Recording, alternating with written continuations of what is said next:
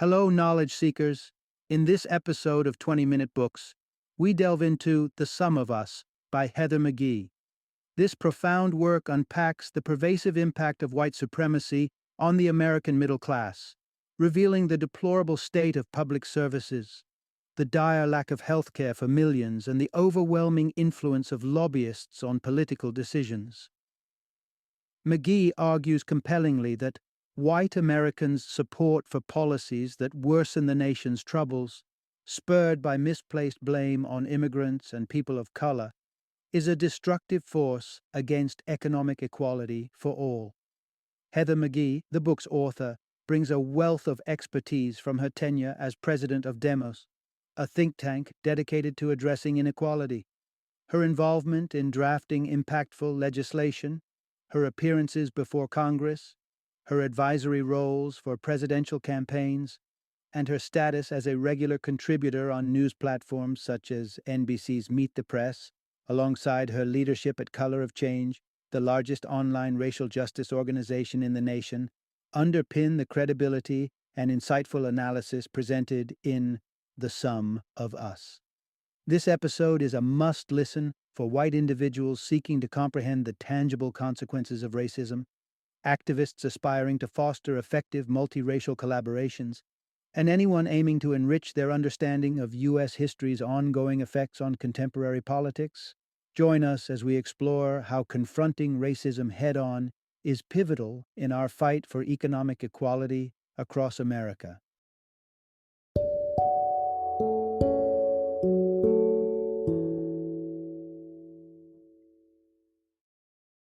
The Sum of Us: What Racism Costs Everyone and How We Can Prosper Together.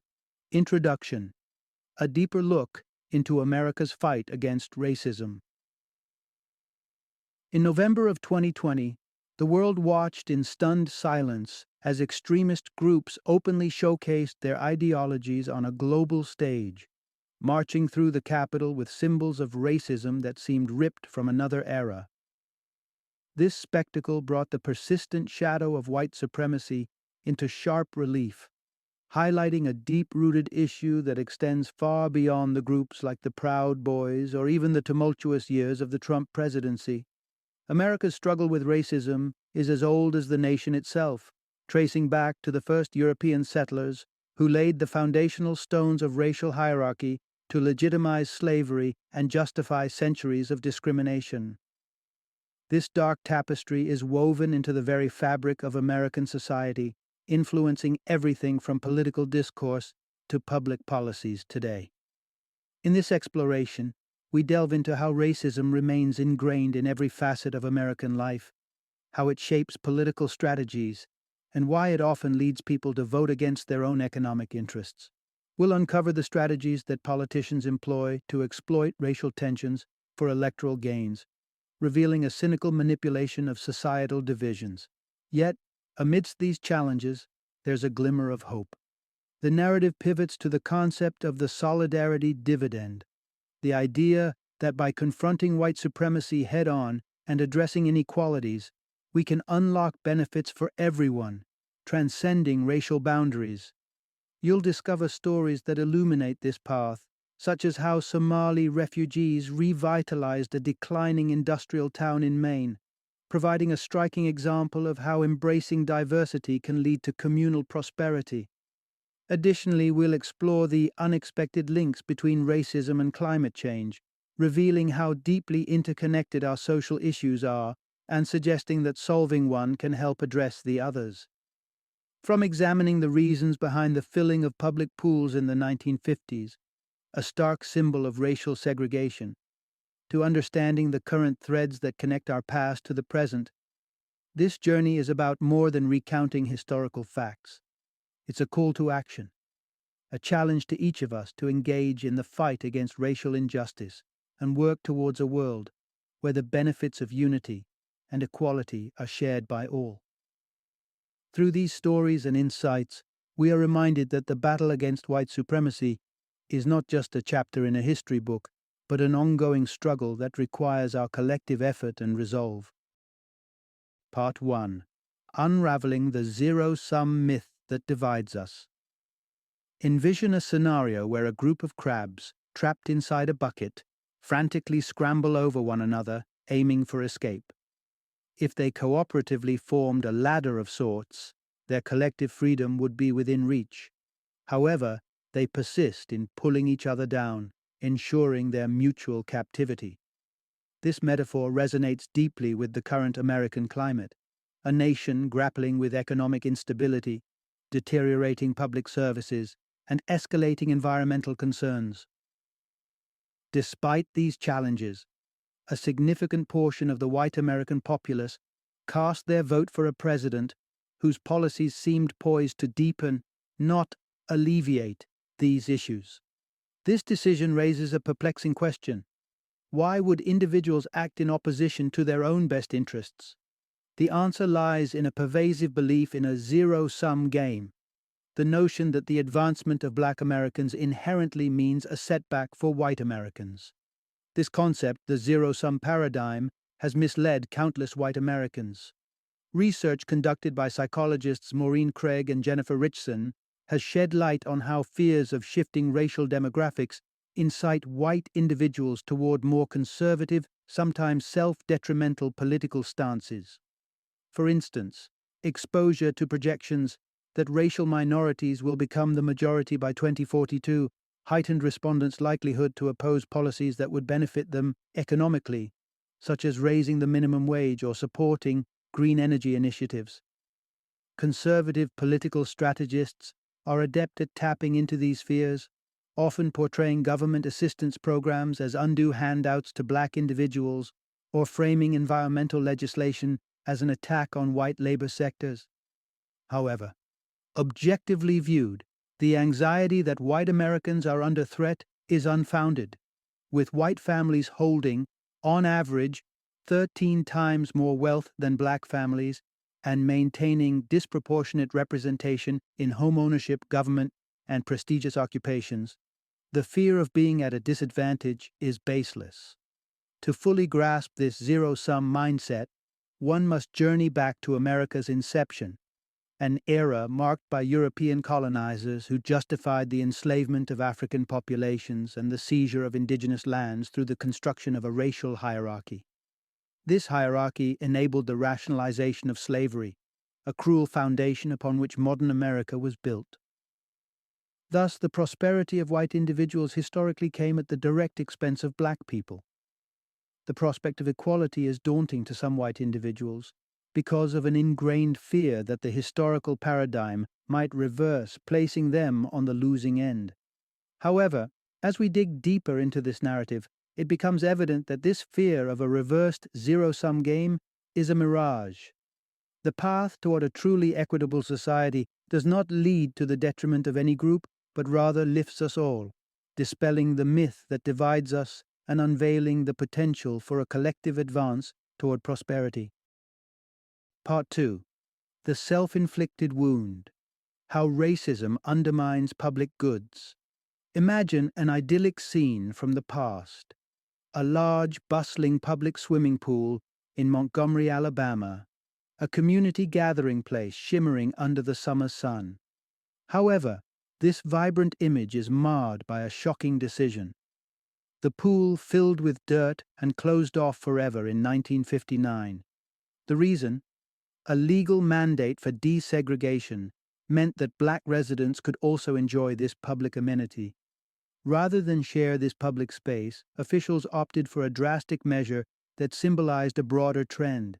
When inclusivity was enforced, white support for public resources crumbled. This action wasn't isolated.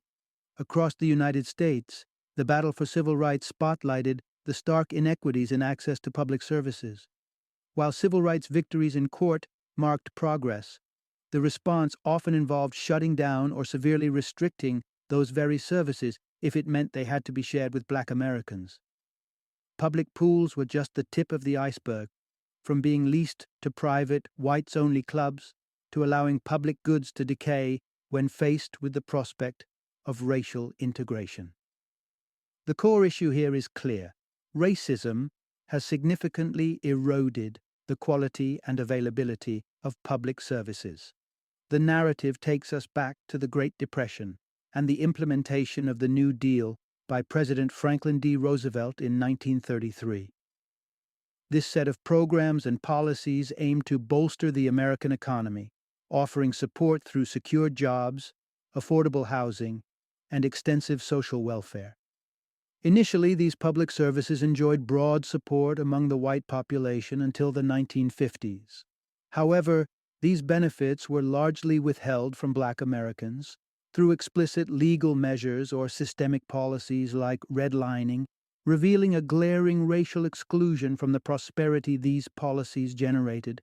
The advent of the civil rights movement in the 1960s, which pushed for equal access to these vital public goods, marked a turning point. As Black Americans rightfully demanded their share, white support for such communal investments plummeted, revealing a racialized view of welfare and prosperity. The vision was clouded by fears of losing economic superiority, a dominance that had become invisibly entrenched as merely the deserved spoils of hard work rather than the result of privileged access to discriminatory policies. This mindset led to a wholesale withdrawal from the idea of shared public goods if it meant extending those benefits across racial lines. The consequence was not just a lost swimming pool, but a cascading effect that diminished public services for everyone, underlining the tragic irony.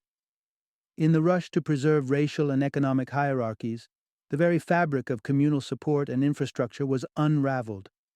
This historical detour not only highlights the immense cost of racism on public services, but also serves as a cautionary tale about the dangers of sacrificing collective welfare for the sake of preserving divisive and unjust societal structures. Part 3: How Racism Undermines the Pillars of American Democracy. In the aftermath of the 2020 election, the storming of the U.S. Capitol served as a stark visual reminder of the fragility of democracy in the face of extremism. This incident, however, is not an anomaly, but a continuation of a historical pattern of exclusion and disenfranchisement. At its core, democracy is predicated on the principle that each citizen possesses equal influence over the governance of their country, exercised through the right to vote. Nonetheless, the realization of this ideal has been consistently compromised by racism, which has erected formidable barriers to full democratic participation in the United States. Racism's corrosive effect on democracy is profound. Initially, the U.S. Constitution was crafted predominantly for the benefit of wealthy white men, excluding all others from the democratic process. Even subsequent amendments that prohibited race-based voting discrimination were circumvented by states through inventive means designed to suppress black voter turnout. Mississippi pioneered this with the imposition of poll taxes and subjective tests intended to disenfranchise black citizens. These measures were not exclusive to black voters, however. They also inadvertently disenfranchised poor white individuals, highlighting the broader democratic deficit these policies induced.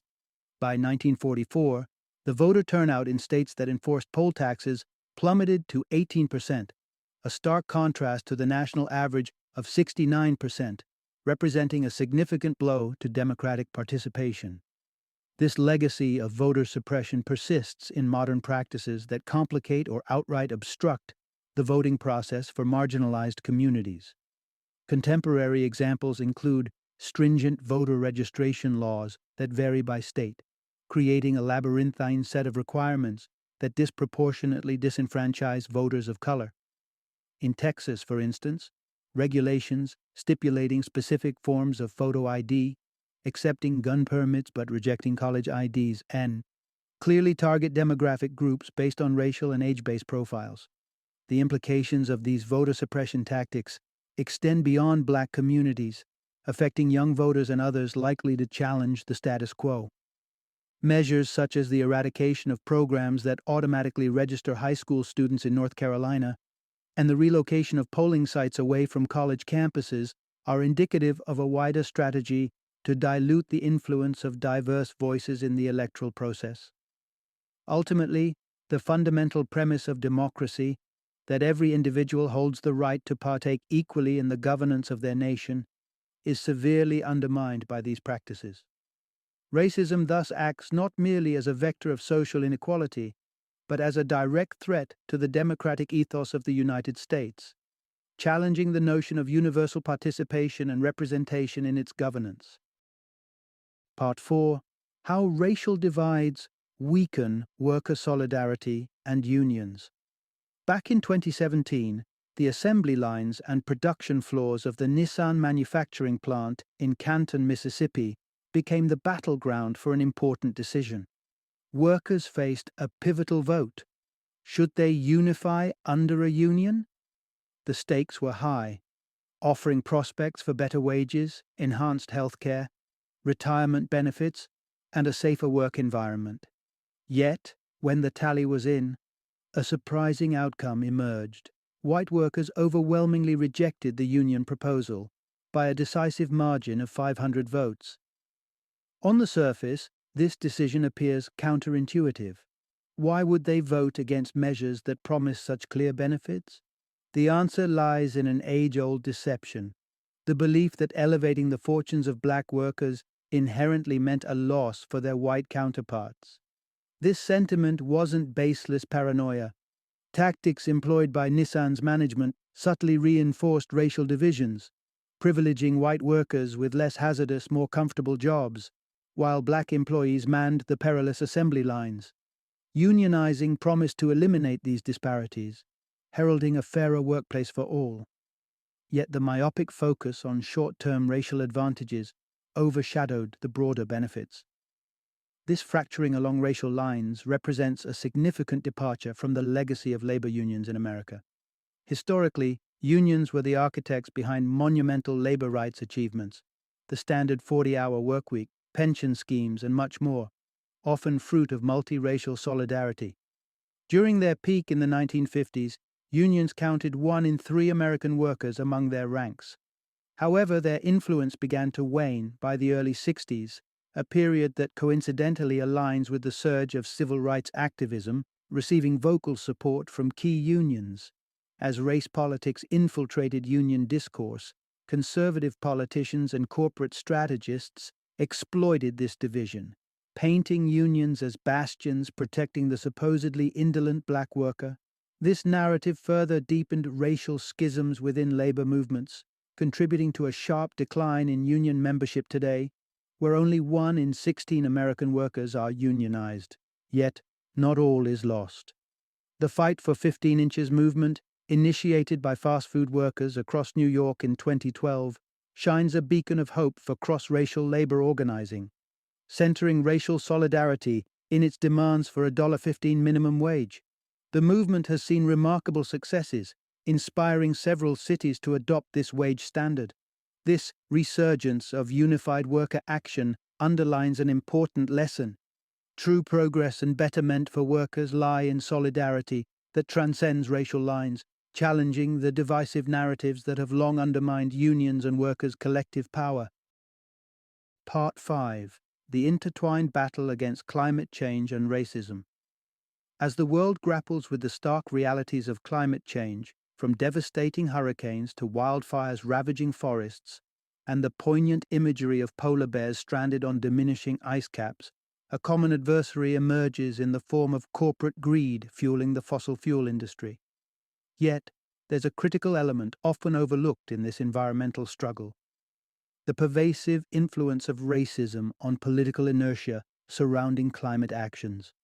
The indispensable truth is, successfully combating climate change necessitates a simultaneous fight against racism. This reality became particularly pronounced during Barack Obama's presidency, where his environmentalist efforts were misconstrued as a threat to white employment sectors, such as coal mining. Framed as a battle between environmental preservation and economic prosperity, this narrative was tinged with racial biases, painting the issue as a zero-sum game. Indeed, racial attitudes significantly shape perspectives on climate change.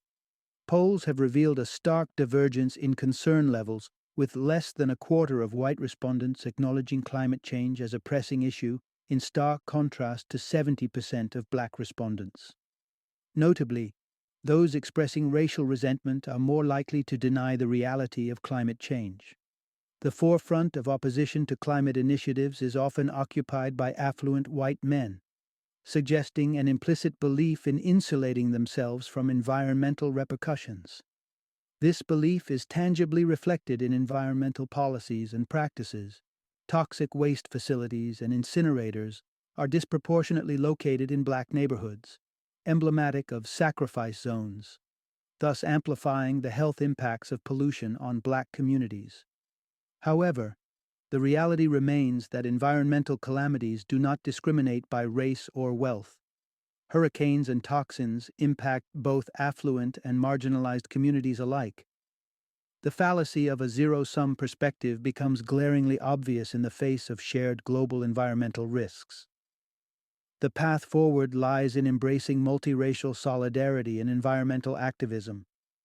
Notable initiatives like the Green New Deal and movements such as the Standing Rock protests underscore the power of diverse coalitions in challenging the fossil fuel hegemony. These movements gain strength from their acknowledgement of the intertwined nature of racial injustice and environmental degradation, leveraging unity across racial lines to etch progress in the battle against climate change. In essence, the dual fight against racism and environmental decay is not just beneficial but essential. Recognizing and confronting the racial dimensions of climate change, denial, and inaction is a crucial step towards forging a comprehensive and inclusive strategy to safeguard our planetary home for all its inhabitants. Part 6. The hidden toll of segregation on every community. Oftentimes, when discussing the ramifications of racial segregation, focus primarily falls on marginalized communities, areas characterized by economic hardship and limited access to quality education or healthcare, disproportionately affecting people of color. Contrastingly, predominantly white suburbs, emblematic of affluence with their expansive lawns and spacious homes, might appear untouched by segregation's blight. While it's true that these communities often elude the more visible scars of oppression and neglect, pervasive in predominantly black neighborhoods, segregation inflicts subtler yet profound damages universally. Segregation's imprint on society is far from happenstance. It's the culmination of deliberate policies spanning centuries. The Homestead Act of 1862, which distributed land confiscated from indigenous peoples to American citizens, systematically excluded black individuals, laying the groundwork for enduring racial divides. Successive legislative acts, including the Jim Crow laws and discriminatory housing practices like redlining, solidified this segregation. Even though contemporary laws no longer explicitly prohibit black people from residing in predominantly white neighborhoods, economic barriers persist, maintained by exclusive zoning laws that restrict housing development and impose minimum size requirements on homes. This economic stratification, rooted in centuries of racism, perpetuates white enclaves beyond the financial reach of many black families, exacerbating the housing affordability crisis for a broad swath of the population. Beyond the economic ramifications, the corrosive effects of residing in racially homogenized communities extend to educational opportunities and cultural development. In such settings, public schools tend to reflect the homogeneity of their surroundings, depriving children, including white students, of the enriching experiences that come with racially integrated education.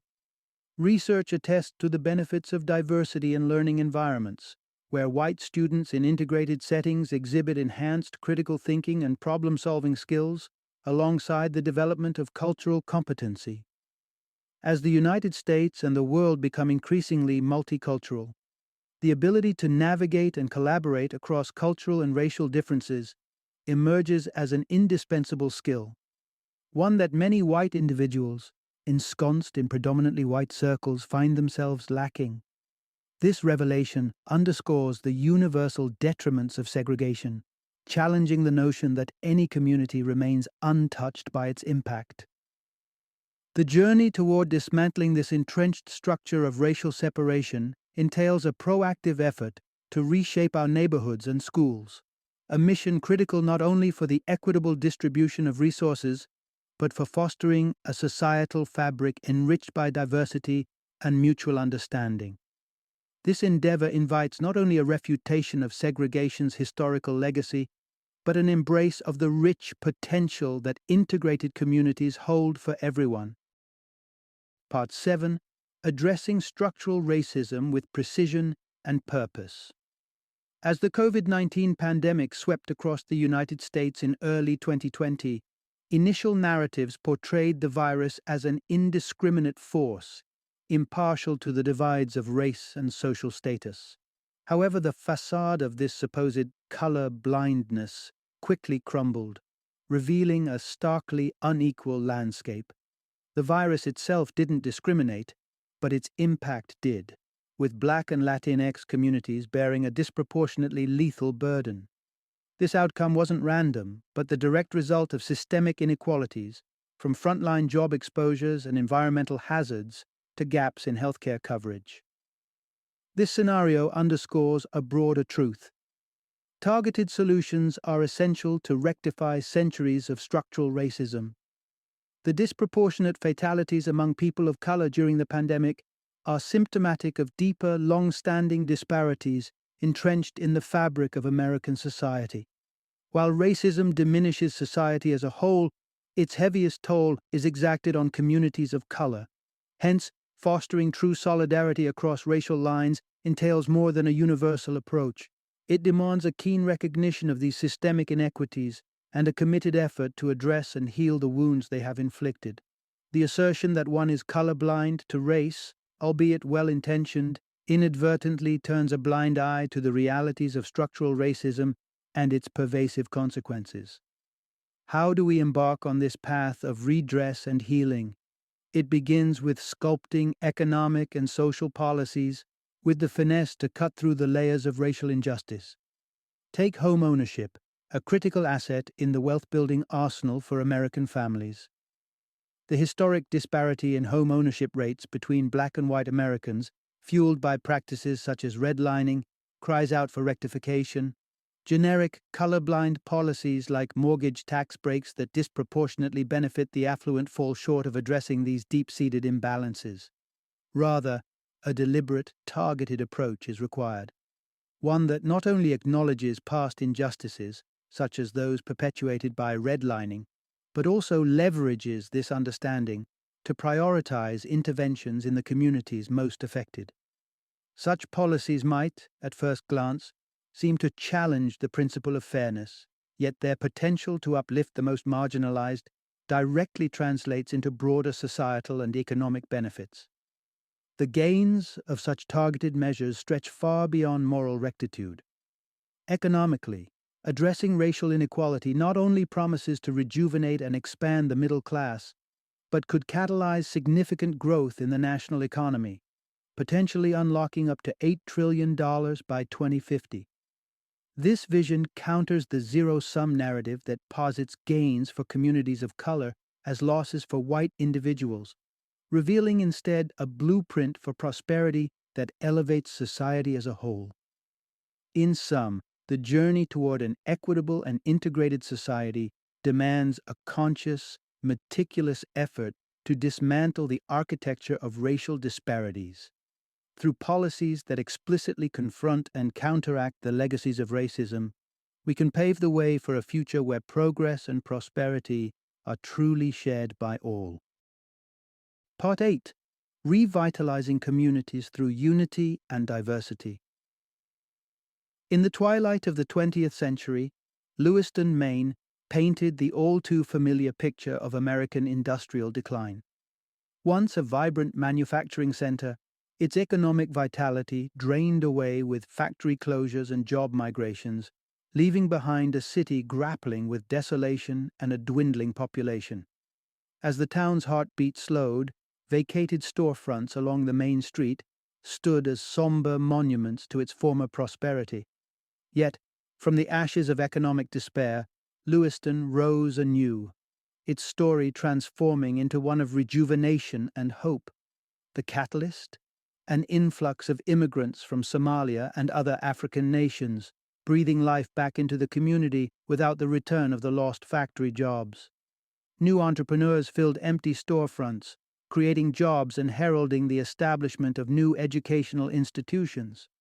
This turnaround exemplifies the profound impact of integration and cross-racial organizing, yielding what can be termed the solidarity dividends, the willingness of Lewiston's long-standing residents to welcome newcomers, forsaking the zero-sum mindset that pits one group's gain against another's loss, was pivotal. Celebrations like the Unity Barbecue emerged as vibrant symbols of this inclusive spirit, bringing together individuals from varied backgrounds.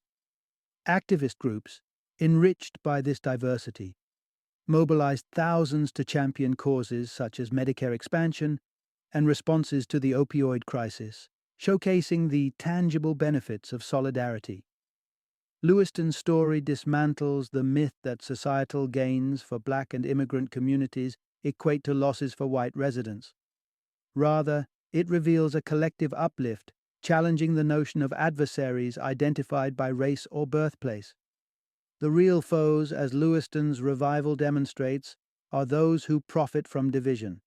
The elite minority exacerbating inequality, environmental degradation, and inadequate healthcare access. This elite thrives on sowing discord and promoting racial resentment, aware that a united front across racial lines poses a significant threat to their hold on power. Despite the divisive rhetoric perpetuated by some media outlets, there's a growing recognition of the fabrication of these narratives.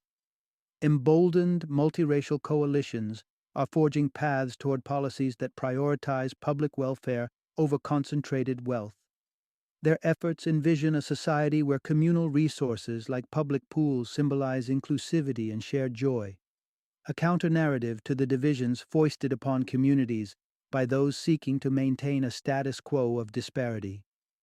In sum, Lewiston's resurgence is a beacon of hope, illustrating the transformative power of embracing diversity and unity. It stands as a testament to the fact that when communities come together, transcending racial and cultural divides, they can rewrite the narrative of decline into one of thriving inclusivity and mutual prosperity. Final summary. In an era where the divide between the richest 1% and the rest of the population has reached unprecedented depths, millions of Americans find themselves grappling with the consequences of economic decisions that erode public assets and concentrate wealth at the very top.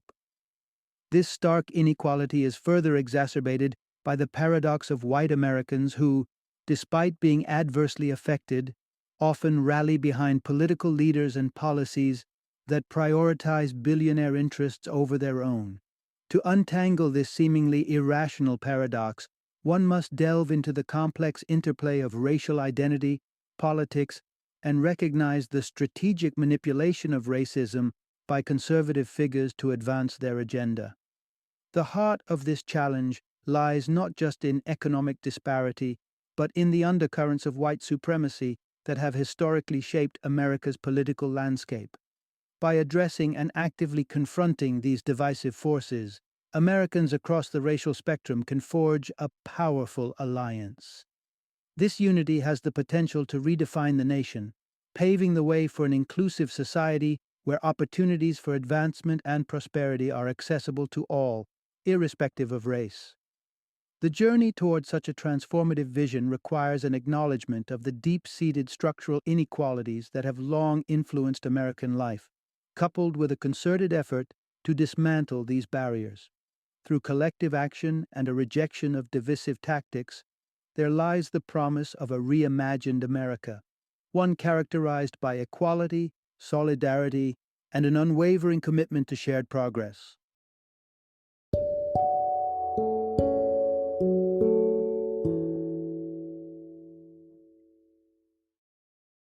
Thank you for joining me today on this journey of learning and discovery as we explored the insights of another thought-provoking book in our growing library of knowledge. If you've enjoyed our time together, please take a moment to follow our podcast, give us a 5-star rating, and share 20-minute books with other knowledge seekers. Your support truly means a lot. Don't forget to join me again in the next episode, where we will delve into another enriching book. Until then, happy reading and happy listening.